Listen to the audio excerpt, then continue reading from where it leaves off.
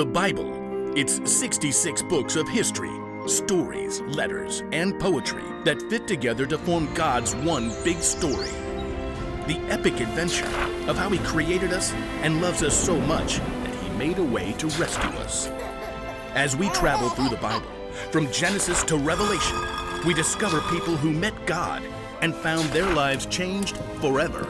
Now, for an amazing story, inspired by the book of Genesis, chapters 12 and 15. When Adam and Eve turned away from God and broke the loving rule God had given them, sin had entered the world. People no longer had a perfect relationship with God or each other. I wish you weren't my brother. Their family grew. Tribes and cities began to fill the earth, but almost no one followed God. People looked out for themselves instead of each other. During this time, though, one man did walk faithfully with God. Noah. Yes, God?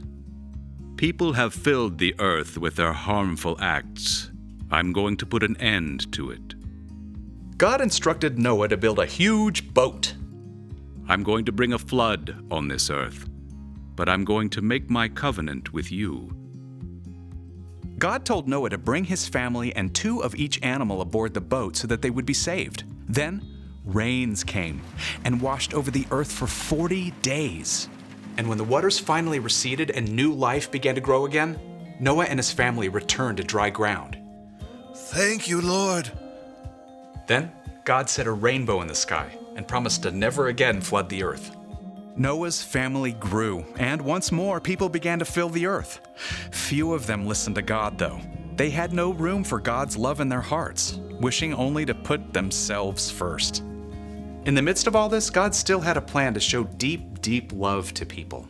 He chose a man named Abram who lived in the land of Haran with his wife, Sarai. Abram. Who is it? It must have been a surprise for Abram to discover that the God of the entire universe wanted to speak with him. But Abram couldn't deny the compelling, loving voice that called him. Go from your country, your people, and your father's family. Go to the land I will show you. But I'm 75 years old. Why would I leave everything that I know? I will make you a great nation, and I will bless you. I will make your name great. You will be a blessing to others. All nations on earth will be blessed because of you. God wanted to tell a story through Abram's family so that people across all time could see God's love for them. But Abram must have been filled with questions. Sarai and I don't have children yet. We're old. How can we have a large family? What will we do in the new land? How will we live there? God gave no answers, except for God's presence, full of peace and love. All right, God. We'll go. Abram and Sarai, later called Abraham and Sarah, packed up all they had: chests and boxes, platters and blankets, sheep and cattle and goats. Oh, Abram, I hope you know what you've heard. God called us. I can't tell you how, but I know. His voice, it was so full of love. But me have a baby. Just look at my wrinkles. So Abraham and Sarah and their whole household set out on a very long journey. They covered almost 1,000 miles until they reached the land of Canaan. Here! This is it! Maybe so, but I'm still not sure about the baby part. The land opened up before them, wide and rolling. Abram found a tree in Moreh that branched overhead like a sheltering roof. God? We're here. We came all this way. What now? I will give this land to your family who comes after you. Thank you. I just needed to hear that again. Carefully, Abraham piled up stones to form an altar in honor of God.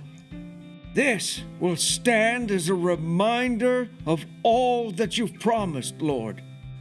Over the years, Abraham and Sarah made their home in this new land. Abraham made some wise choices and some poor ones. But still, God blessed them with some very good things. I won't say this necklace isn't beautiful, Abraham, but what good is silver and gold if we've got no one to give it to? You know, God promised us a family. Years ago. You really think I can have a child now? I know it seems impossible, but That night, the Lord appeared to Abraham in a vision. Do not be afraid. I am like a shield to you. I am your very great reward. I know, Lord. But we still don't have any children. When I die, everything you've given us will go to a servant. The Lord led Abraham out of the tent. The night sky stretched overhead. Look up at the sky. Abraham craned his neck to look up. Stars wheeled in the night, vivid points of light. They spun out in layer after layer, reaching into the vast depths of space. Count the stars if you can. Abraham's breath caught in his throat. I can't. No one could. As many stars as filled the sky, that's how many children will be born into your family. God's voice was deep and sure, filled with the same love that had drawn Abraham and Sarah from their home years before. Yes. Yes, God. I believe you. It would still be years to come, but God in love would keep that promise to Abraham and Sarah. It was the first step in a plan to show love not just to their family, but to the entire world.